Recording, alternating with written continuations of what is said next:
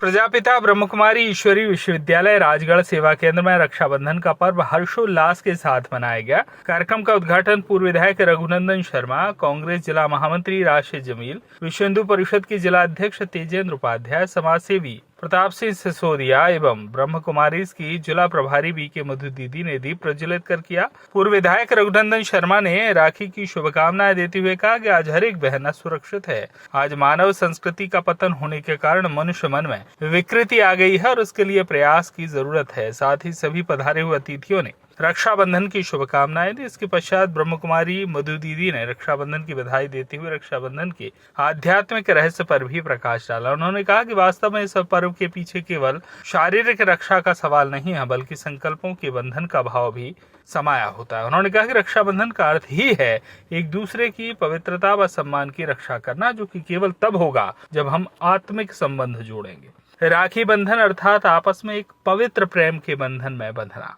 जो हम सबके आत्मिक पिता परमात्मा की बताई हुई शिक्षाओं पर चलकर ही संभव है। भाइयों को या बहनों को या बच्चों को, हर व्यक्ति को सुरक्षा की जरूरत है। किसी को बीमारी का डर होता है, किसी को जान का डर होता है ना, किसी को संबंधों से बहुत प्रॉब्लम होती है, अपने परिवार में लड़ाई झगड़ा होता है, मतलब कई प्रकार की, कईयों को जानवरों से सुरक्षा, कई प्रकार के जानवर, पशु पक्षी जो जानवर होते हैं वो भी हमें, कि कोई सांप ने काट दिया, कोई शेर ने किसी कुछ कर दिया, तो कहने का मतलब कई प्रकार की असुरक्षा है।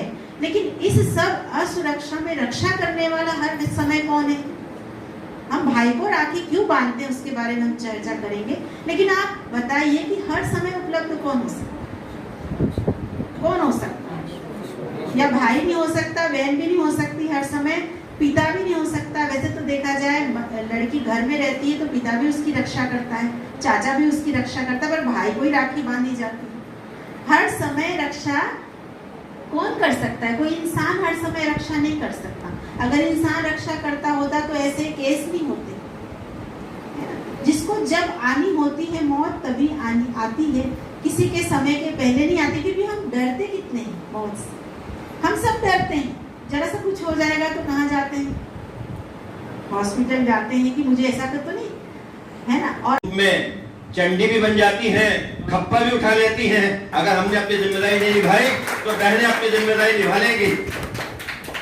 वैसे भी बाबा शिव का दरबार है, जब पाप ज्यादा बढ़ जाते हैं तो जो मैंने भगवान शिव के बारे में बढ़ा के वो तांडव भी करने लगते हैं। उनका जब डमरू बजता है ना तो सोमो पाप भी बहुत ही दूर चले जाते हैं। तो पाप के बाद पुण्य आता ही है, अंधेरे होने के बाद रोशनी तो आती है। निश्चित रूप से मुझे सम्मानीय अटल बिहारी जी के पृथ्वी सम्मेलन के समय में कहे हुए शब्द में से एक लाइन याद आ रही है कि वासुदेव कुटुंब।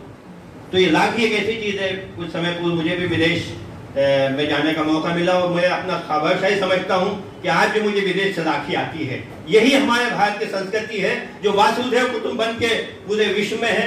और दीदी ने एक बार बताया था कि ब्रह्म कुमारी आश्रम की शाखाएं तो विश्व में सौदे के गिनती गिनेंगे तो छोड़िए, लेकिन शाखाओं से जुड़े हुए लोग देखेंगे तो आधे विश्व को ब्रह्म कुमारी आश्रम अटेंड करता है, टच करता है।